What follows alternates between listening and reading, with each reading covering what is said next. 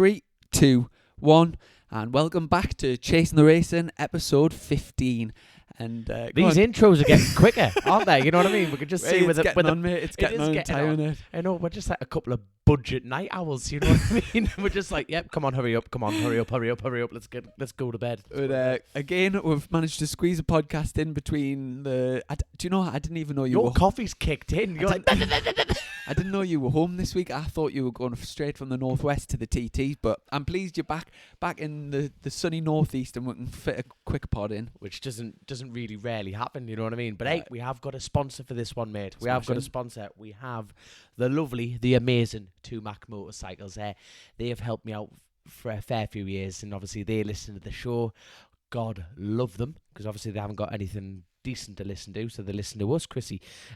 But no, they're kindly sponsoring this pod. Now, 2Max Motorcycles is based in Norwich. Anyway, it's a CW9 postcode. They do absolutely everything, mate, as far as motorcycling, servicing, MOTs. They actually one of the biggest dealers in offsets. You know, the little the electric things. bikes. Aye. They provide me one for the electric TT, so I'll guarantee the top 10. So that. No, it's Joanne and Ian Mackman. Now, Ian Mackman was a top 10 TT racer. Right. And he did British level, and he's won Thundersport championships and everything. But no, him and the wife Joanne have started up their own bike business. So it's not just a couple of knackers who have just gone, well, I want to start building bikes. You know, they're very passionate people. And no, like I say, they do absolutely everything you need. They even deal in arrow helmets. They even get your trials, but big into the trials bike. Even their little son's into it. And all round nice guy. You know, he's just started using caffeine shampoo, hair stuff. Oh, is that the regrow your hair? That's the one. You know what I mean? His hair's looking a bit lively. So I know there were sponsors for episode 15 here, and obviously you can catch them on the internet. Obviously the Twitter, which they're not very good at. But God love them. And they've got a website, Twitter. They've got a website. Got the Twitter, which is 2Max Motorcycles. 2Max is 2MACHS. 2Mac Motorcycles there. So yep, thank you for sponsoring the pod. And now let's crack on. Excellent. Right. So what we've got in store today, obviously we had the Northwest at the weekend, well, last week. So we're going to have a quick overview of that. Very quick, because our guest, if you'd like to introduce our guest, because he's filled up the entire show again. We've done a pre-recording with Richard Cooper, he was a sensational newcomer at this week at the Northwest 200. And as you know, I don't throw this about very much, but he's a lovely, lovely man. You know what I mean? But God, he could talk more than us, but he's good crack. You're in for a treat, ladies and gents, because it was a really good interview. So looking forward to bringing you that. And also we had a little bit of MotoGP at the weekend, so we can talk John McPhee winning the Moto3 race. We've got a little bits and bobs about that. You've been out testing again? I got out at Cadwell Park. I would probably say it was my best day on the bike this year, last Tuesday. So I'll tell you what, let's just go for it. Let's go for that. Let's go. We have not got much time. And then we'll stick the Coops interview, and that'll be us. So first of all, Cadwell. Yeah, I'll start then. So obviously we've had a disastrous start of the season. We've had 3 races so far. First, I don't want to go back over it, but yeah, we've had a terrible start of the season. We went down to Cadwell Park for the day last Tuesday, and it was like I say, the best day that I've had on the bike this year. Absolutely loved riding. I was out every single lap of every single session with a big smile on my face, and we worked on the throttle issues that we've been having with the bike, and which is specifically with the 2019 one, isn't it? Yes. But like we're not going to go into detail again about the ZX10, but obviously the bike's got a lot of potential, and it's good to hear that you're starting to iron these things out. Absolutely, and so I had a really, really good day there. Felt very comfortable on the bike and made real good progress with the throttle and also a few other things. So yeah, really, really happy with that. Got down to some good lap times. I was under the 130, so like in the 29s on a track day on old tyres. So I was, I couldn't really want more than that. And I get 28. I feel good going into the next round. Back to Donington. We had a little test there at the beginning of the season as well, so I'm really excited to get back out and sort of judge myself against the top lads in the country. And sort of, obviously you can make progress by yourself on a track day, but the real test is when you're out there with all the other lads, all the other manufacturers giving 100%. So getting the teeth back out. Exactly, mate. Exactly. So massively looking forward to that in next weekend. And I can return Pete back to you, our shared mechanic, and obviously he gets a shout out every time on the show, deservedly so. So, mind you must have been a little bit lost at Cadwell without him. He was stuck in the bloody weather storm that I was in Northwest. Well, that moves us lovely on to the Northwest 200. So, I mean, yeah, it was great. Let's move on. that was just after our last podcast. So, he obviously went over, had a few nights of practice. Then we had a bit of racing on the Thursday night and a bit of racing on the Saturday. Weather was fantastic for the full week, and then it rained a bit on the Saturday, didn't it? But go on, give a quick summary of the week. Shite. No. At the end of the day, it's a new team with the new bike. All we did was a couple of sessions out on a damp, brand new surface, Croft. And at the end of the day, time is against everyone. And we just didn't have the correct amount of track time and everything like that. Blah blah blah blah. It was a bit of a double-edged sword for us, mate. It was a necessary evil. I love the Northwest. I love the event, and so does everyone. But it was a case that we found a lot of teething problems with the bike, both bikes, the 600 and the big bike. But we're over the moon that we've got them sorted.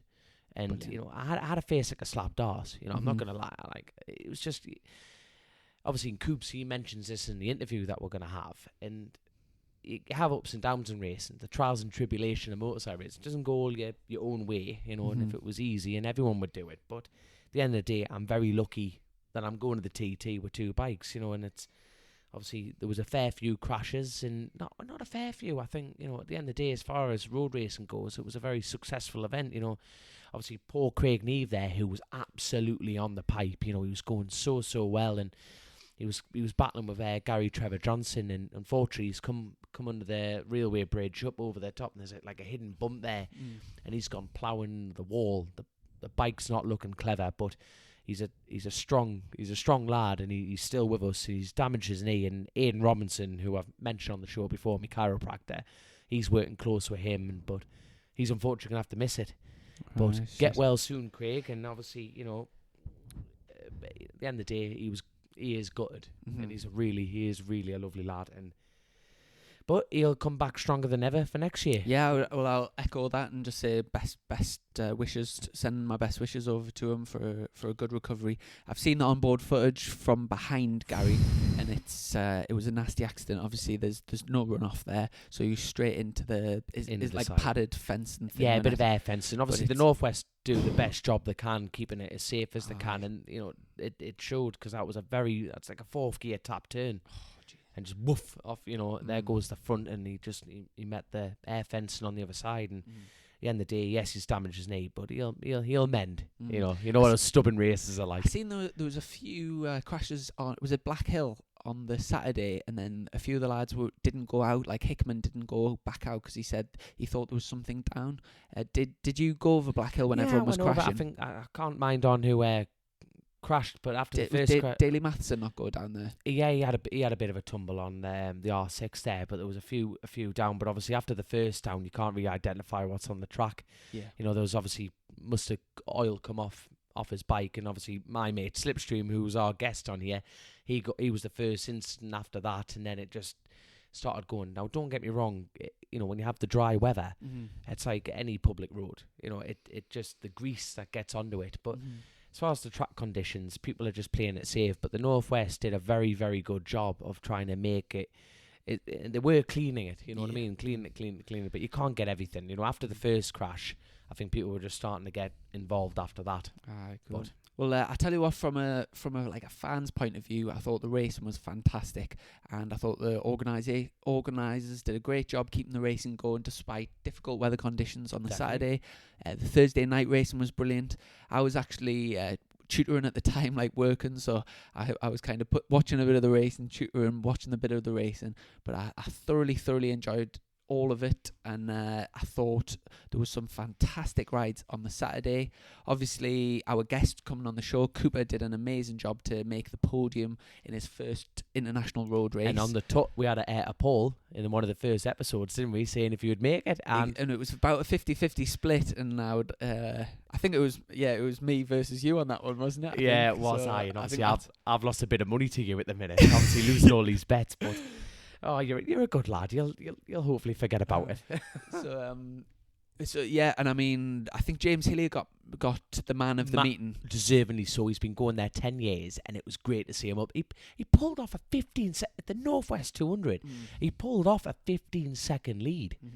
And he had time to roll it on the last lap. And obviously, commentators, it's their job to spice things up. Oh, the lads are closing them in. Nah, he turned over, looked over the show, and we'll just roll it. And it was great. And he'll be going full of confidence in the TT. And he's always been a podium finisher at the TT. And I think he's probably going in this year the strongest he's ever been, without a doubt. And I think the weather's a big part of the TT. And I think with his experience, obviously with the damp, his confidence is there now. And I think he's very much the dark horse of this meeting. I really do. And obviously he got his win, but he was very close to actually getting another win.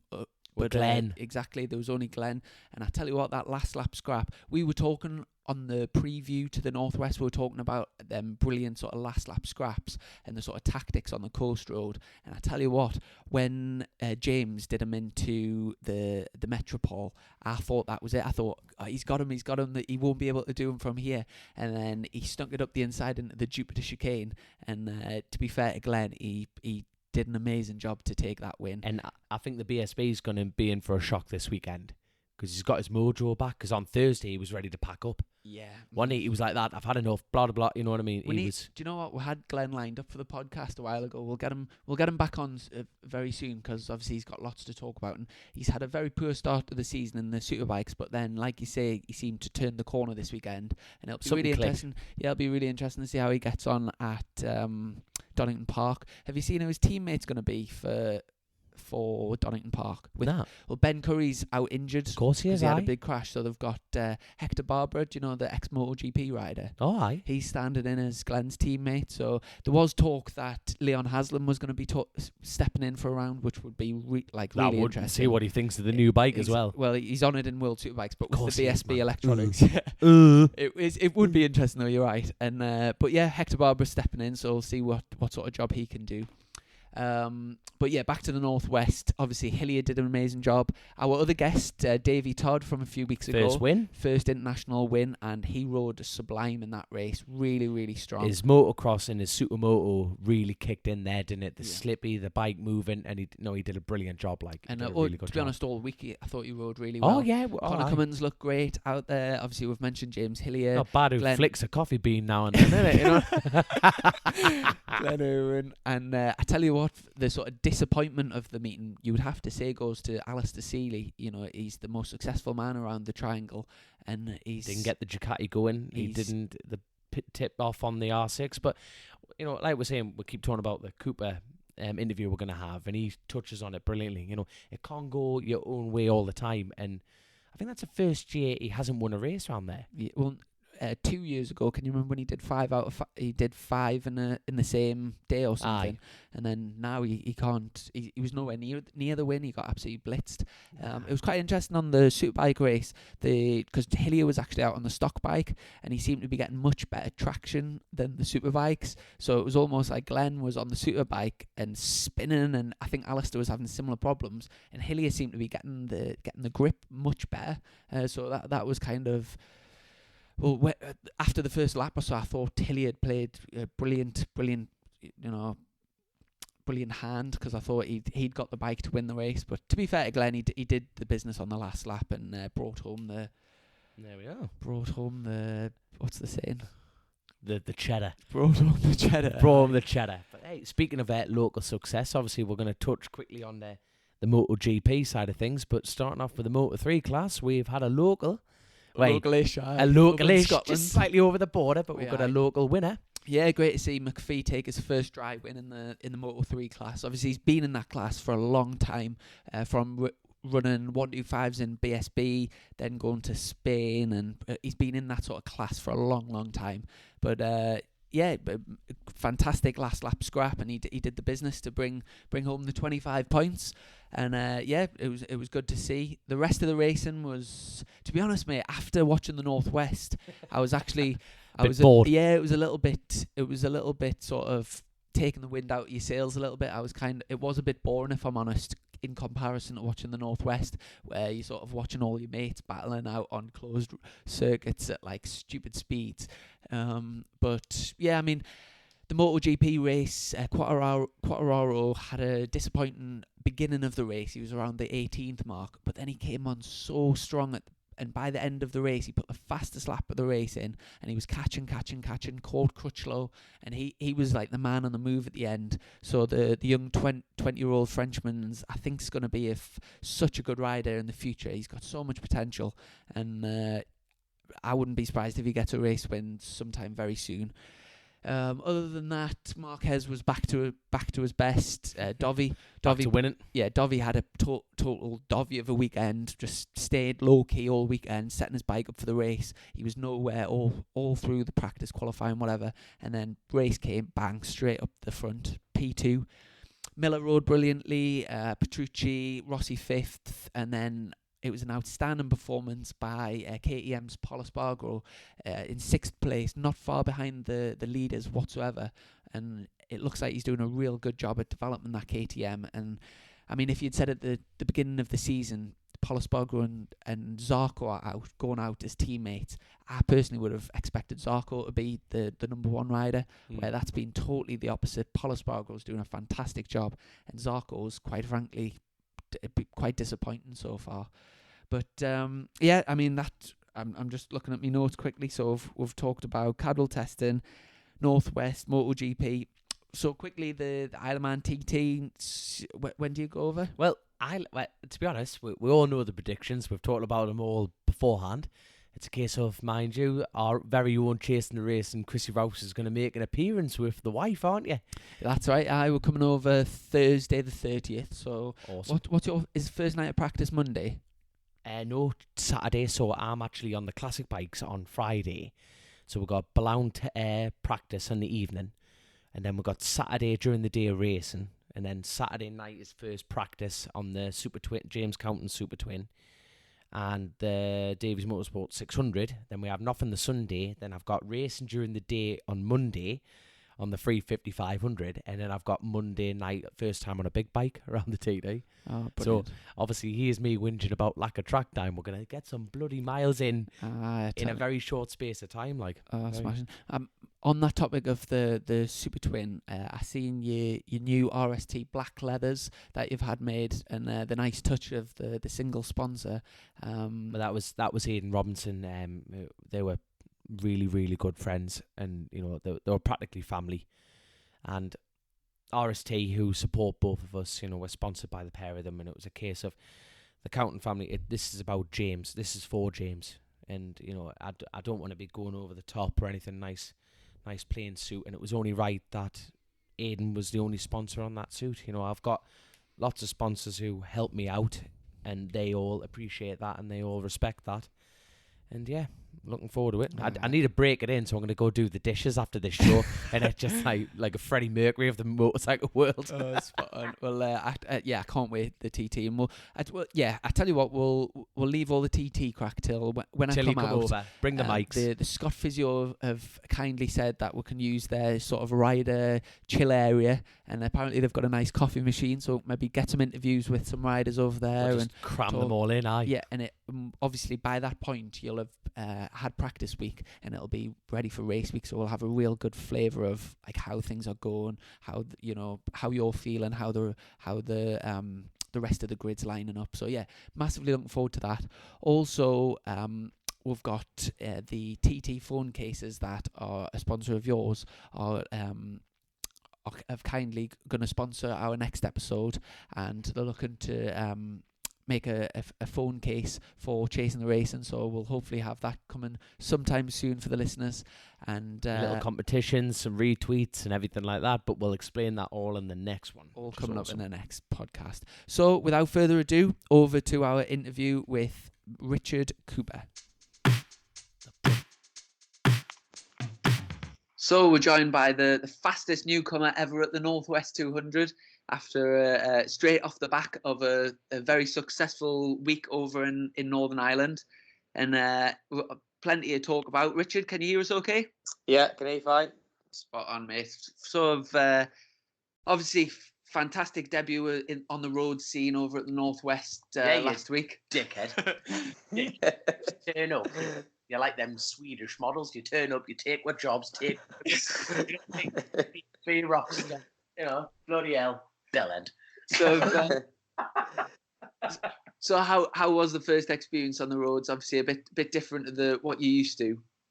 Yeah, I mean, it was everything that it had been built up to, and everything that, when you speak to folk and they're so excited about going road racing and the buzz that it gives you, it was all of those things. But at the same time, I was trying to control myself or my emotions to it, because I knew that I had to be professional. I've been racing 20 years this year, but road racing was the first time that I'd been on the public roads. But I didn't want to get carried away. I didn't want to just lose my head, because I feel I'm quite a clever rider, and I've done my own work. In any championship that I've ridden, I've always worked hard, and I thought I had to apply that to the road. So even though I wanted to be excited and I wanted to sort of tell everybody how amazing it was doing 200 mile an hour down to university, across the link road there, I sort of kept it inside, if that makes sense, and just worked on it, methodically, rather than shouting about it like what Dom would do. Now, come on. You know what I mean? 5 minutes into it, they are. Hey, but mate, honestly, we're gonna leave the Northwest till like in the middle. But obviously, you're talking about how many years again? 20 years of racing, yeah. 20 years. You're like the case of Benjamin Button in racing. Chrissy looks older than you, man. You know what I mean? So on that subject, Richard, I think I'm picking on you, Chrissy. I think people are quite surprised when they find out how old you are, because you have got a proper baby face. So you've been racing 20 years. How old were you when you first started racing? So I didn't start till I was 16, which at the time it felt like an eternity, because I was quite deprived of as a child, because mum and dad would never buy me a bike. I never had a motocross bike. We never had a field bike. We never went mini moto racing like you can do now. I grew up basically riding round on the back of my dad. Back then, I am 36 years old, so a long time ago, you could ride around the streets at quite a good pace. There was no speed cameras. The cop cars there weren't as many as about now. And that's what I used to do. I used to finish school. I used to go out on the back of my dad on his bike, and we would ride around, go into the various bike nights that you still get nowadays. And I would ask him and pester him. And, my dream was always to have a motocross bike on Christmas Day, and it never happened. And the reason we actually started going racing, because my dad actually owned a CB500 on the road at the time. There was the CB500 Championship. So it's been going that long. The mad thing is, 'cause obviously the scene is so strong now. You know what I mean? It almost seems like a popular fad. Obviously I've only recently in the last couple of years learned about this CB500 class, but it's been going that long. So obviously you first got introduced to it like when you were 16. Yeah, which was, I did it in 99, but the championship started at British Championship level in 97. James Toseland, James Ellison, Leon Aslam, some good named riders came from the CB500 Championship when it was at a British Championship level, as a support class for the BSB. Right, was that flat bars the lot then? Everything's still flat bars then and everything? Yeah, how it is now? The rules were better back then, because it was more controlled. You had to use standard handlebars. You had to use standard chain of sprockets. You all got given the same exhaust system. You all got given everything was the same. Nowadays the CB500s, they're quite bent. People are changing things. People are cheating. Back then it was a one-make series that Honda backed at the time, and it was a massive, massive thing. It's been a massive class, really, if you think about it, for British motorcycle racing. For like you say, with all those top names coming through, and you go to any club meeting now, and it's still the most popular class.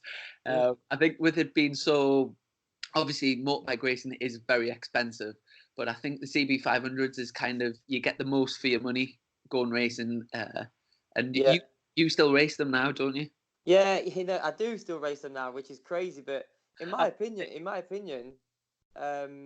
if CB500s wasn't racing now, some of the club level, some of the club championships would be struggling. Yeah. Because if you go to Thundersport, there'll be two classes of CB500s. If you go to Emira on a Sunday, there'll be two classes of 40 bikes, full grids. And in my opinion, that is absolutely club racing down to a T. That's what it should be. And without the bikes like CB500s, I really think club racing would be struggling. Yeah, it is mint like, and I've been on a European track day before where you've been with your mates, like Palm and Daz and that, and you're all out on the CB500s. And do you know what? You see people on track days turning up on like 20, 30 grand bikes, that, and you're like, a bit of them are going out there shitting themselves in case they crash. And then you see you lads on these, what do they cost? Like 1,500 quid will get you a good one. Yeah, and then you're all out there like slipstreaming each other, having the best time ever. And like at the end of the day, even if it does go pear-shaped, the very most it could possibly cost you is 1,500 quid. Yeah. Is that really so? Obviously, to our listeners, we get a lot of people who are interested in getting into the racing scene, and it's a hard question to answer, really. You know what I mean? But would you recommend the CB500 route to everyone? I can't stress enough to people about going racing and starting on a CB500. I've sort of been there myself, and I've watched people come into club racing and feel that they need to buy the latest 600, or they need to go and buy an ex-Superstock bike. And I try my best to talk them out of it, because 2 or 3 meters down the line, they crash it, and then they can't afford to repair it, and then they can't afford to put tyres on it. And I'm like, you're crazy. If you had a CB500, generally, you could do 2 or 3 meetings on one set of tyres, and I'm not kidding, you'll get the whole weekend out of a tank of fuel. And I'm not lying. That's when we go racing our CB500s, we fill up on the way to the meeting, and that is it. We just do the whole race weekend like that. Do you just ride the bike there, do you? No, I've actually got one on the road, but I have a race one and a road one, believe it or not. You sound like you're on commission for selling them. I feel like it sometimes. I'm looking now, and I've just found a 1993 one on eBay. This will go in a heartbeat when people listen to this now. And 400 quid, man. It's a road going one. 1993. You know what I mean? That is, I might join you. I know you'll go round us lapping this. It'll still be a good lap. So after starting racing on the CB500s, I know that you did the Boxer Cup. Was that a few years down the line? Yeah, so CBs were 99, and then I did the Honda Hornet Challenge. Then the first year of Stock 600 was 2001. So I raced in that, finished second to Ben Wilson. And then I sort of made a massive career change, which led me to the Boxer Cup, which was a European championship, as well as America and Daytona. And for myself at that time, I thought, this is it, I'm going to go to the world stage. This is what it's all about. And I had some good times, and I made a good relationship with BMW. I made some quite big impressions, because at the time I was quite young, and that championship had fairly old riders in it, which made me stand out more because I was so young at the time. And that alone, I started to win races in that championship, and it made my relationship BMW quite a good one, which paid dividends, later down the line, which we could perhaps get to in the conversation. But it took me all over the world as far as racing was concerned, and I think I would have been 19, 20 at that time. I was earning money from racing, which was quite a rare thing. It still is a rare thing, if I'm honest. Yeah. You know, I was getting little perks. I was getting a nice car to drive around in, and it was a real good time of my career.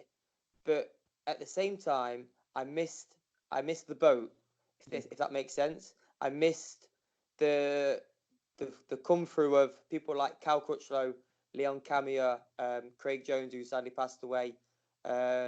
All those boys stayed in England when I went to Europe, and they then continued to win races in England when I had already been beating them people, but I was out of the eye of the British Championship. So the races I was doing was going unseen because we didn't have like Facebook and Instagram and Twitter to tell everybody what I was doing.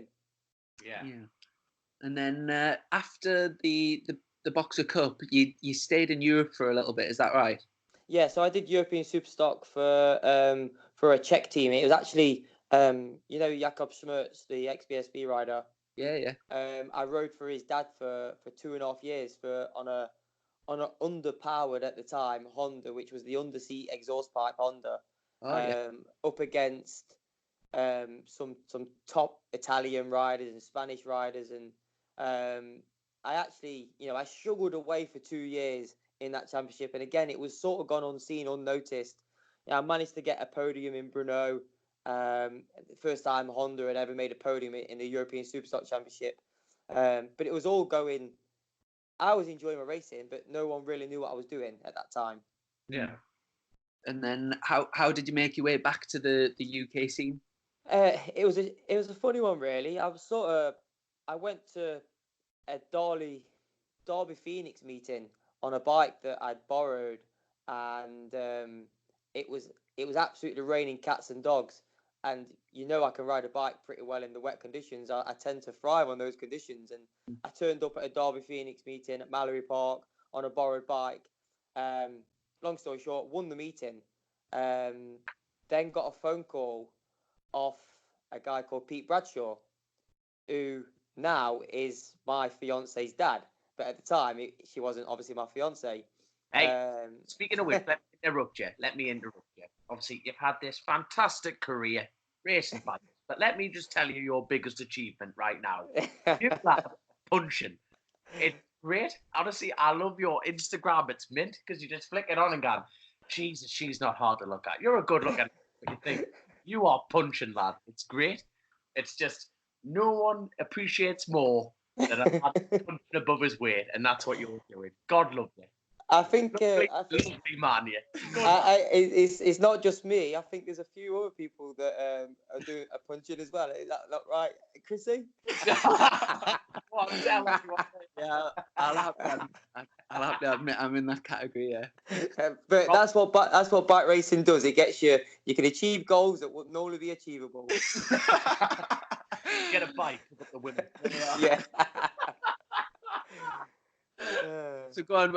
On that note, yeah, what do you make next year anyway? So Pete, so you got? Did he say Pete called you? Yeah. So Pete called me, and he really, generally couldn't understand why I was club racing, because I'd gone there, I turned up on this bike that wasn't even painted, set of old levers, smoked everybody, and Pete was like, I can't understand why you're not racing. And I just told him the story we just spoke about. You know, I'd been in Europe, I had been racing, I'd been doing really well, but it was out of the public eye. And at the time, he was running Dean Ellison on the British Superbike, and he says, "Right, I want you to ride my Superstock bike."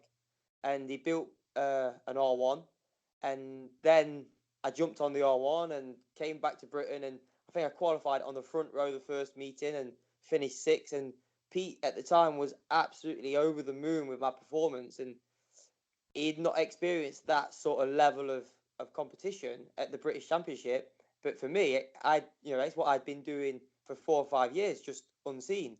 Mm-hmm. So Pete's, and he is a great father-in-law to be, and he just absolutely buzzed off what the results I gave him. So we went and did the R1 Cup, we did the British Superstock, and then we did a wild card at Mallory Park in 2009. on a privateer Yamaha, and I put the thing on the front row and led the second race for 6 or 7 laps, and it was all a bit of a fairy tale really, and that got me back into the British scene and back into the eyes of the teams in the paddock that matter, the ones that we want to ride for. Yeah. Sorry, which year did you say that was?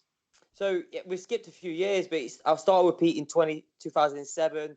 So I had a full season in 2008, and then 2009 we was in the BSB. I actually rode the new cross-plane crank Yamaha in the Superstock Championship, which was actually a bit of a downfall. We shouldn't have done that, but I did the wild card at Mallory Park for the. If you remember when Josh Brooks crashed into everybody at the hairpin. Yeah. Wiped everyone out. Yeah, I remember that. It was that meeting, and I put a privateer Yamaha on the front row, which had never been done ever. And then Carl Harris actually took me out in the first race, and then I led the second race. I think I finished 6th overall in the end. Bloody hell! That's back when BSB haven't raced at Mallory for a while, have they? No, so they went. That was 2009. They went back in 2010, and that was the last time that BSB went to Mallory Park. Yeah, I remember that. And to be honest, the first time that you came to my attention as I was coming through the ranks was when you were battling with Danny Buchan for the Superstock Championship, when you were on was it the Bill Base BMW that year? Yeah, that's right. So if you remember me talking about BMW and the connection that I made with them, even be it was 4 or 5 years later, it was actually 2011 when the BMW S1000 first came out. No, 2010, sorry. And because of all the work that I'd done for BMW on the Boxer Cup, on bikes that nobody really wanted to ride, they, I guess, looked at me or rewarded me in the way that, right, we've now got a superbike. BMW UK contacted me and says, we want you to be our rider in the British Championship. And, so all that hard work I'd done when not many people had seen it, now had paid off because I was riding a factory BMW in Superstock, and that was I guess really that sort of got me exactly where I needed to be in the end, type thing. Yeah, that year was I think BMW missed a marketing opportunity because they had you winning on their BMW bike, and they launched a new Mini Cooper, and obviously they had a Mini Cooper winning the Superstock Championship and a Mini Cooper out on the roads. Now, I think they could have made something out of that. Well, it's funny actually because during the Boxer Cup I actually won a Mini Cooper. I was under 21s champion, and I won a Mini Cooper, and I drove it for 5 years, and that was one of the connections that BMW liked about me because of my name. They used to call me Mini Cooper like the car, and they thought it was hilarious. But for me, it was I didn't mind being called that, and that memory sticks in people's minds. And every time I would see the top brass on BMW, they'll be like, "Oh, Mini Cooper." And it was mad really to think that made my connection work. Oh, brilliant! And then from then, obviously, up to British Superbikes, and I mean, because I'm getting mixed up because you did do a little bit with Tag in Supersport. Was that before or after? I cannot remember. So I won the Superstock Championship against Danny Buchan in 2011, and then I was due to go Superbike with the team, and I don't. In all honesty, I don't know to this day why I didn't go in 2012 to BSB. Yeah. But it was a long winter, and you know what it's like as a rider, Chrissy, that the people say, "Oh, just wait till the bike show," and then you get to the bike show, and then you can't get an answer from nobody at the bike show, and it's like, just wait until after Christmas. And I really didn't know what I was waiting for because, in my opinion, I had won the championship. I was good enough. I felt I was good enough to go to BSB. But it didn't really happen through one thing or another, and because of that, I then left BMW and Bill Base and went and joined at the time, which was Oxford Tag Triumph in the British Supersport Championship. Yeah, I remember that. I remember watching that year. It was a fantastic year for Supersport because there was the Triumphs, Glenn Richards and Billy McConnell on the Smiths bikes with Luke Mossey. Is that That's the right year, isn't it? Yeah, that's right. Yeah, 5 or 6 triumphs dominating at the front. And then who was the other lads? There was Stuart Easton, Glenn Irwin, Graham Gowland. There was 9 or 10 riders at that time in British Supersport, and Christian Idden, my teammate. It was so competitive, and the amount of times I used to see P8 or P7 on my board, it used to absolutely destroy me as a rider, because I couldn't get above that. In the end, we started to win races in the end, but like anything, you want to be winning from the start, and the championship was so strong that we just couldn't do it. Yeah, and then I know you work for Triumph now. Has that been quite a long-standing relationship from when you've ridden for Triumph back then? No, in all honesty, I don't think they even know I rode a Triumph. Just wing it on the CV, you know what I mean? Yeah. I don't think they've even seen my CV. I don't think. I don't think I've got one. So Cheers. yeah, I work for Triumph, and it's really, the reason I work for Triumph is nothing to do with my racing credentials. It's just I sort of managed to get in at the right time through another rider and do some mileage work on the track, and it was a nice little earner at the time, because I was only a van driver at a bike shop, and I wasn't earning great money, and the Triumph work started to come up, and I sort of grabbed it with both hands, and that's paid again. That's been dividends to me, because it's become a full-time job, whereas before it was just, let's say, a week on, 4 weeks off, and then maybe 3 days on, and then some more time off. But now it's a 9-to-5 job. I get up every day and go to work.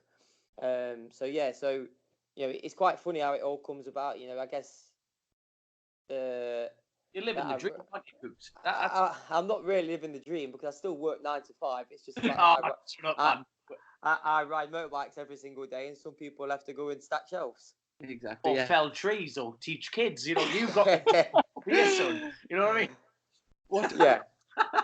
What exactly does your job entail, working for Triumph then? I can't tell you that. It's top secret. You've got to tell it. Don't tell anyone. Go on. It's just on the podcast.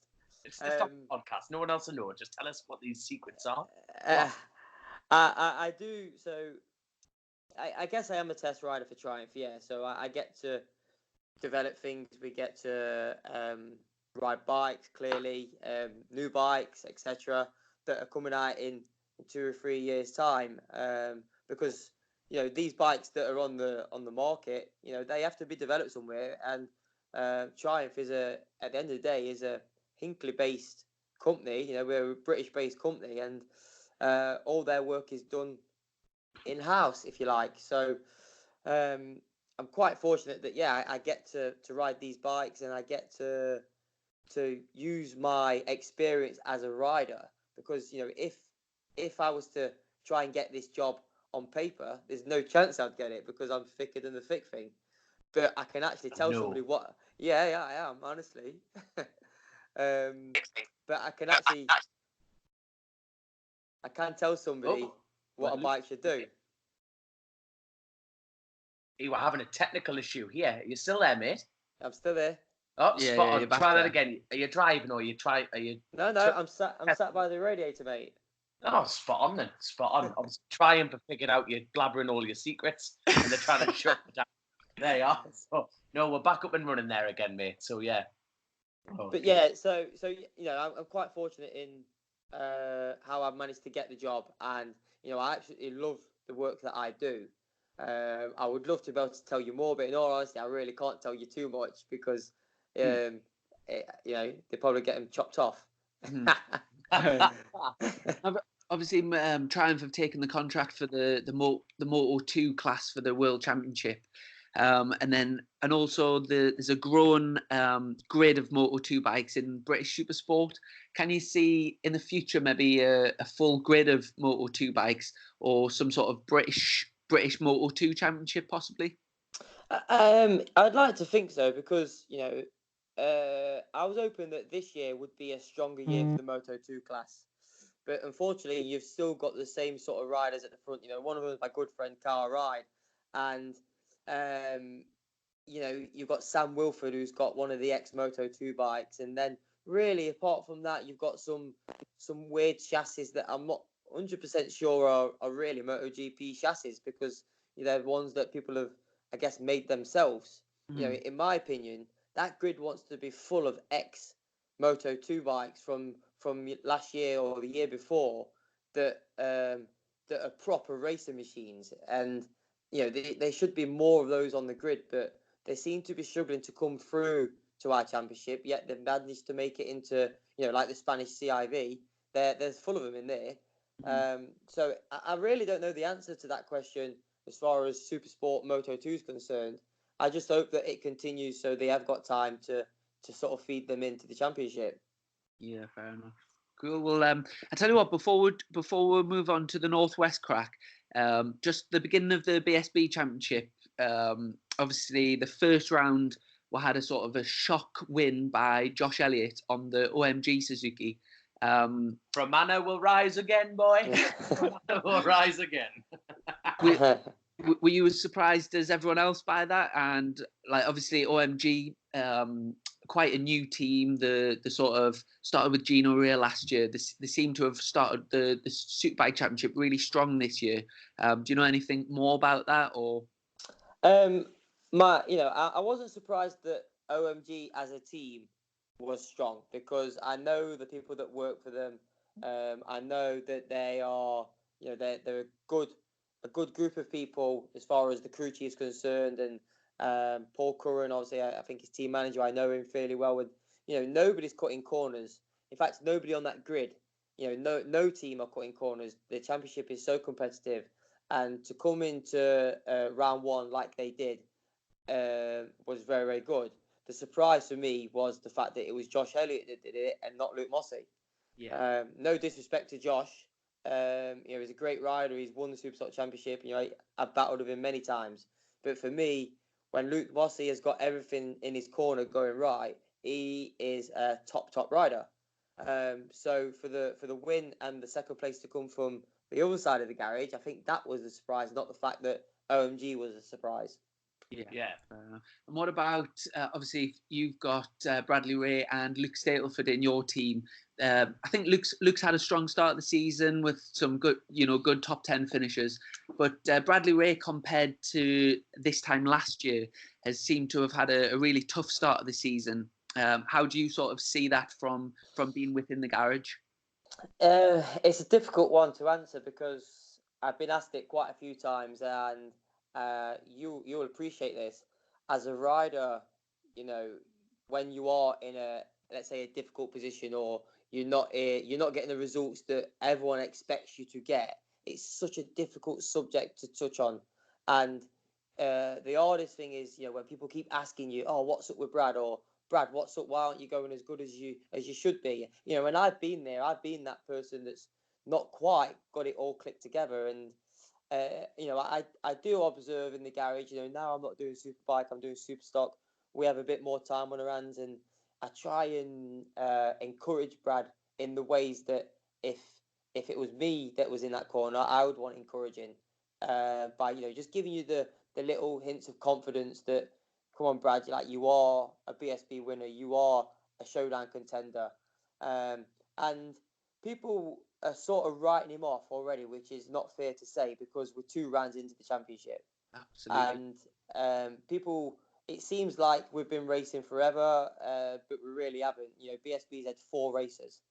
There's so much time to turn Brad's championship around, and the thing about racing is nobody will remember these 2 rounds. If Brad comes to Donington Park and he is back to Brad Ray, I guarantee you now, nobody would even know where he finished at round 1 at Silverstone. Yeah. And that's how I think about things, because I've been racing a long time. As well, so, you've been through it all, haven't you? You've seen I have rounds, seen the ruts. You know, anyone can get in a rut, not just in motorcycle racing. So, like you say, people soon quickly forget about the past and they look into the future. So, no, fair play, mate. Good answer to that question. So that's without saying that to Brad, that's how I try and get across to him. Yeah. Without everybody else saying words, because he's got friends that talk, and he's got he's somebody else he might talk to in the paddock, and all that information comes in, and I'm like, just do your thing, Brad. Like, you're here for a reason. You're a factory Suzuki rider because you're a very, very good rider. Yeah. Don't ever forget that just because results haven't come to the front yet. Yeah, exactly. Yeah. And obviously, you had a fantastic end to the season last year with winning the final Superbike race by, was it about 6 seconds or something? It was a massive margin, wasn't it? Yeah.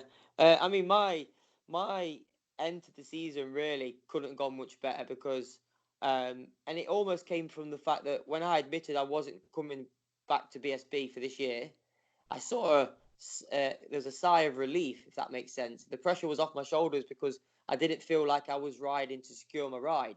Mm-hmm. I knew I wasn't going BSB racing, so I just sort of started to ride my bike as I knew I could. Mm-hmm. And then the results started to come. So, I won the last round of the year. I won the race of the year at Mallow Park. I went to Bishop's Court and I won the Sunflower meeting out there. I was on such a strong form that I couldn't quite believe it myself. And it was just because, in my opinion, I was doing nothing different. Mm-hmm. The only difference was I had no pressure. Mm-hmm. And that has seen me through to this winter. And in all honesty, I jumped on my Superstock bike in testing and for the start of this year. And every time I ride that bike, every time I leave pit lane, it makes me smile. Mm-hmm. And I racing against you, Chrissy, you might not want to hear this, but yeah, sure. In all honesty, I've never felt so good on a bike for such a long time. And if the last time I felt this good was probably 2011, and I went on to win that championship.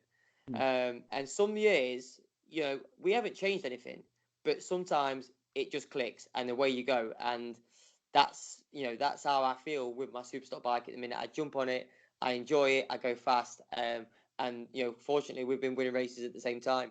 Yeah, a happy lad's a fast lad. Yeah, it is. It absolutely is. So was the deal sort of, did you agree to do Superstock before the final round, and so you knew where you were going? So yeah, exactly that. We had a meeting, I think it was about Silverstone time, and the team has said to me, what do you want to do?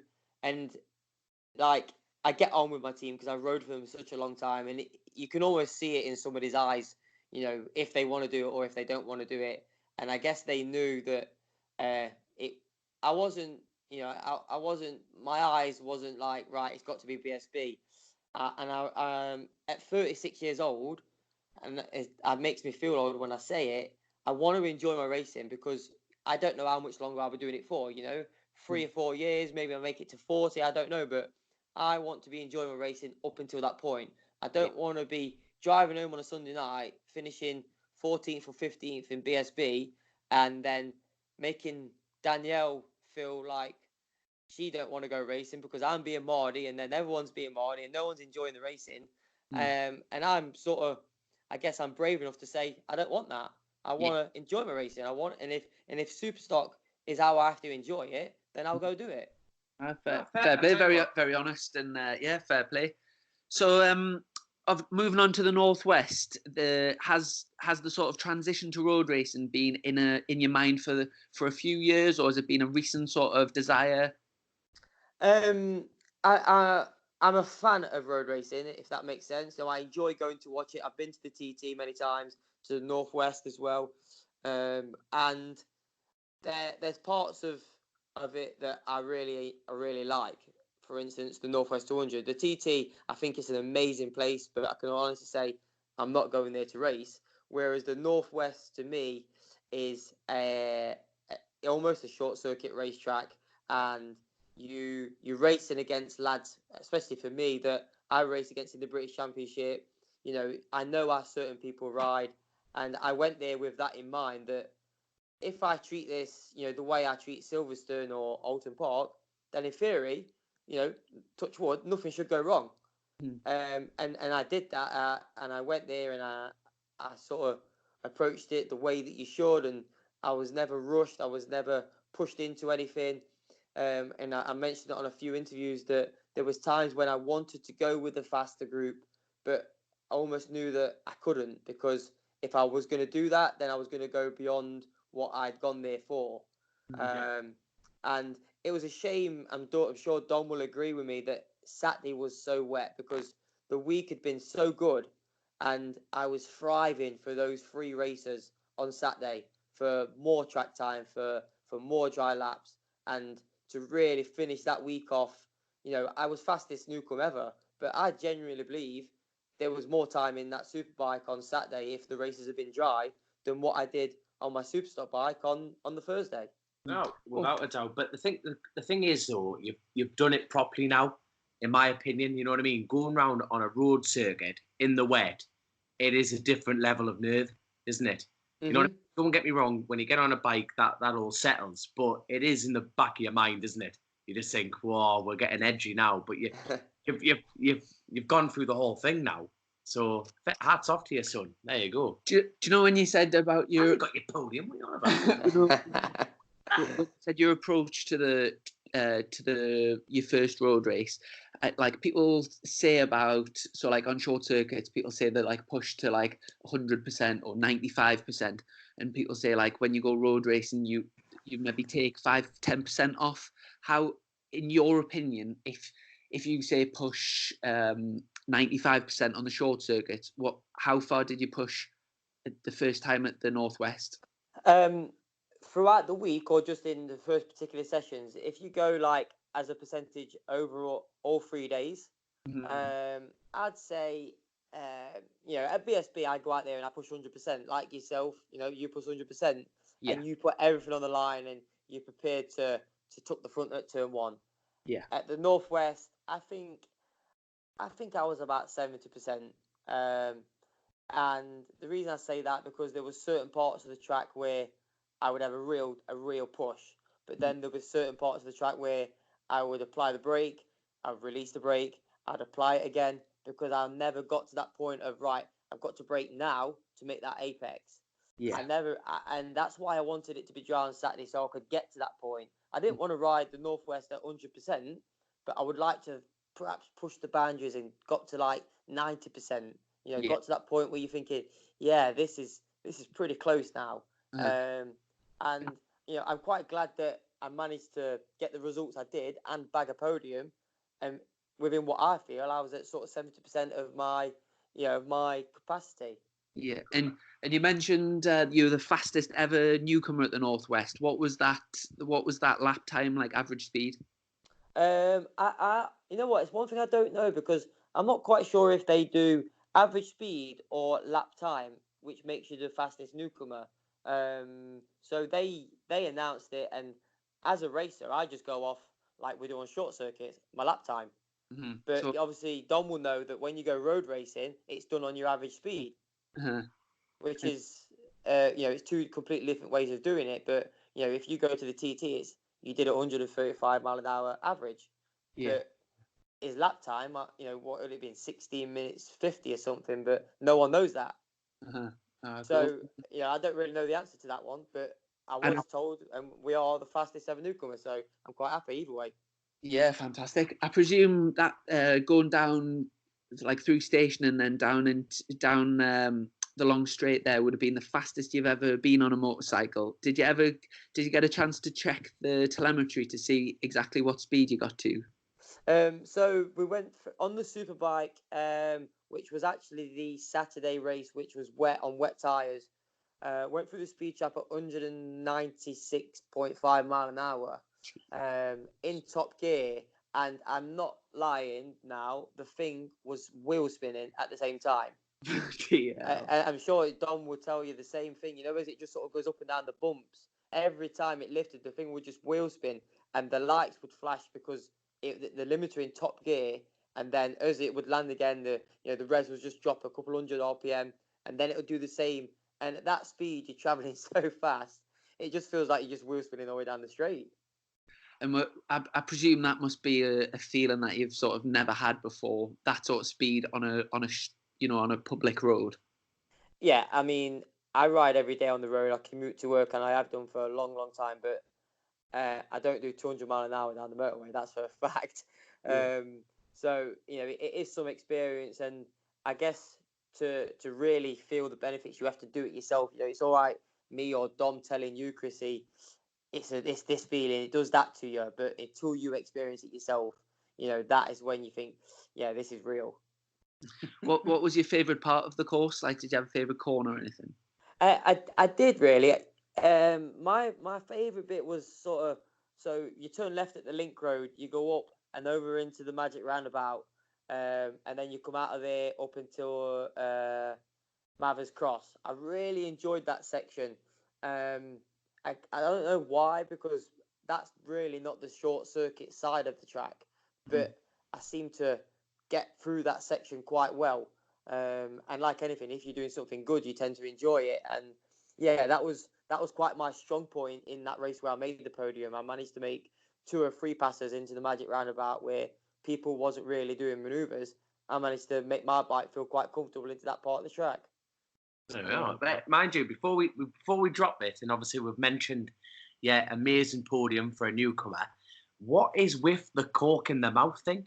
When you do it, every with the cork in the mouth. What? It's like an oral obsession. We'll discuss that later on. But there is a genuine reason behind it, and I'm glad you picked up on it, because quite a few people have picked up on it over the years, and it's become a bit of a tradition for me when I get on the podium to do that. And what happened was, Cadwell Park 2010. I broke my thumb in qualifying. Qualified on pole in the Superstock class. I broke my thumb and didn't tell anybody. So I managed to get it strapped up at the night time and squeeze my glove in on the race day. Went on to win the race. Set a new Superstock lap record at the time. Won the race. And my thumb was that weak that I couldn't. You know how you pop the cork? Yeah. My thumb was that weak I couldn't pop the cork, so I popped it with my mouth. And I had the cork in my mouth, sprayed the champagne, and that was that. And then since that day, I've always done that. So cool. there you go.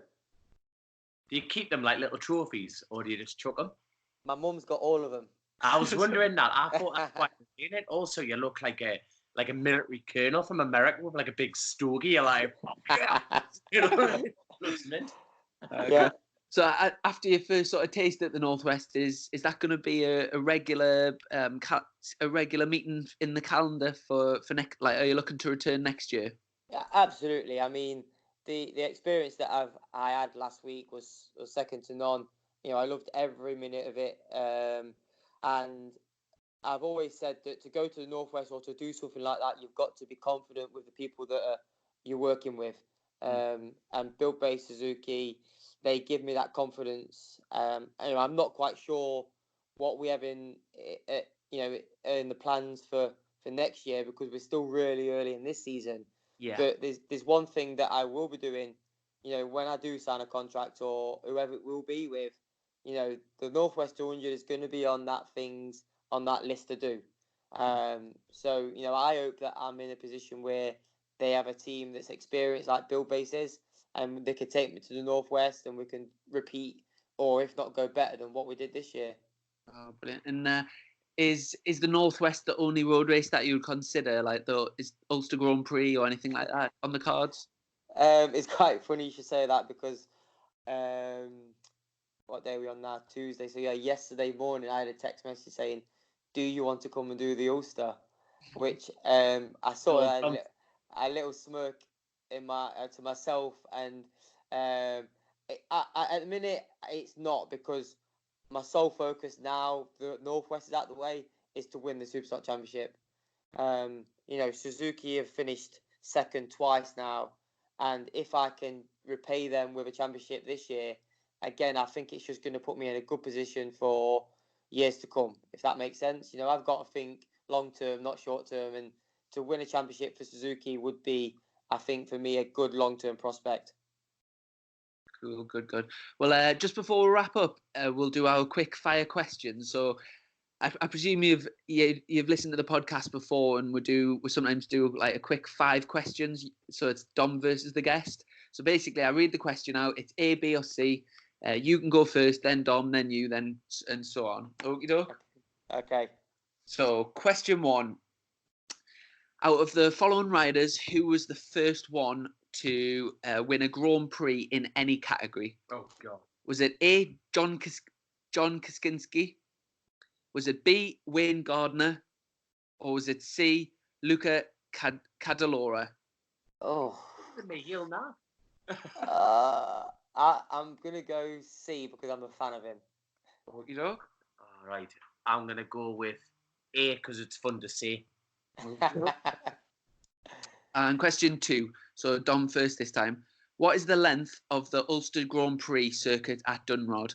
Is it A, 7.9 miles? Is it B, 6.4 miles? Or is it C, 7.4 miles? Dom? I should know. I'm gonna go 7.9. A. That's what I'm going for. A. Okay. Richard? B. B. Okie doke. Question. I think I'm wrong now. Question 3. Which of the following has never been an Irish road race circuit? Is it A, Boyne? Is it B, Ballymunion? Or is it C, Ballyclare? So Richard? C. Shite. C. I think it's C. Okie doke. And question 4. So this one isn't multiple choice. Right. Name 2 current MotoGP circuits that run anti-clockwise. Is this like a buzzer in round, or we just got to do it? I'm tapping out already, man. Right, I know anyway. So Go on, go on. Anti-clockwise is Laguna Seca, Okay. and Saxon Ring. I was going to say that, but he got there first. Coops gets the point for that one. And then question 5. What is Peter Hickman's outright lap record time at that TT? Is it A, 16 minutes and 42 seconds? Is it B, 16 minutes and 45 seconds? Or is it C, 16 minutes and 39 seconds? B. I'm going to say A. Okie doke. So we've got. You said. So Richard, did you say B? Yes. Yeah. Yep. And then you said A. Okie doke. So we've got a clear winner on this podcast. You're doing the next one. It's about trees. Coops wins. Yes. That one. So for the first question, neither of you got that one right. That one was Wayne Gardner. For question 2, the length of the Ulster Grand Prix. So the correct answer for that one was 7.4 miles.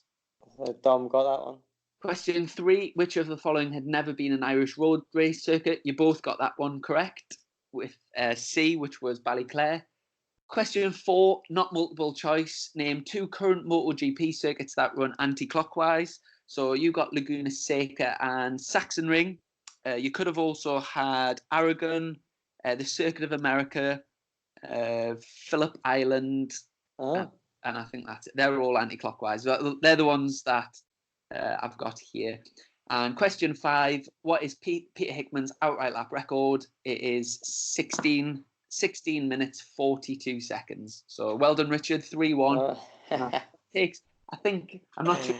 Keeping tabs of no, we're not. Dom versus a guest. I think 1 out of 5's been the best score so far. So, well, Richard, thanks so much for joining us. It's been a really good interview. I proper enjoyed it, and I hope the listeners have done too. If any of the people listening want to follow you on social media or anything, what's your Twitter and Instagram? It's Mini Cooper. No, it's at Coops47. So pretty simple, really. But my Instagram's not that exciting. You probably find you'd be better off following my fiance because that's much more exciting than mine. That's fun. And have you got any merchandise or anything? You know what, Chrissy? It's one thing. I think we've spoke about merchandise before. It's such a difficult thing to try and do and to be cost effective that, in all honesty, I've just gave up. I've got some stickers that, a little 47 sticker, a bumper sticker, whatever you want it to be, put it on your lunch box, sandwich box, whatever. I give those away. They seem to go down pretty well. It's nice when you see your sticker on one of the Marshall's caravans. I think that's great. So merchandise, no, but anybody who wants to come see me, Donington Park this weekend, if you want to ask for a sticker, you're more than welcome. They're in my scooter in the little box there, so I can give you one as we stand there. Oh, spot. Well, you heard it here, folks, first on Chasing the Racing. Go to Donington Park, get your 47 sticker off Coops. But right, okie doke. Thanks very much, Coops, and I'll see you down at Donington next weekend. Perfect, mate. Thank you very much. Cheers, lad. Cheers, Dom. So big thanks to Richard for what was a brilliant interview. Really, really insightful. Obviously, he's got a hell of a lot of experience. You look at him and I personally think he looks like sort of late 20s. So when you find out he's actually 36 and he's been racing, 20 years, it's quite unbelievable, to be honest. And it's showing in his riding. He's still got his head totally 100% screwed on, and he's only getting faster. Yeah, which is mint. It was an amazing display at the Northwest. Obviously, first time on a road racing to be right at the sharp end and bringing home a podium. Thanks to Coops. Is that a $5 that yours? I think I owe you a lot more than that by now. All these bets I'm losing. I'll get you back. Don't you worry, mate. Don't you worry. But yeah, without further ado, obviously it's been a late one tonight. It's getting on, and are you up I'm first thing in the morning tomorrow? Oh yeah. Well, I've got to go pick my engine up that one of my friends has done for us, and then I've got to go to the team, pat the van down there, then we're away Thursday, and then out on the bike Friday. So it's all flat out from here, son. So like we say, we're going to tidy up the show from now. Thank you so much to our sponsor of the pod, 2 Max Motorcycles, who have sponsored number 15. Yeah, we don't know. We still don't know what to name this one. We'll figure it out. Mini Cooper. Mini me.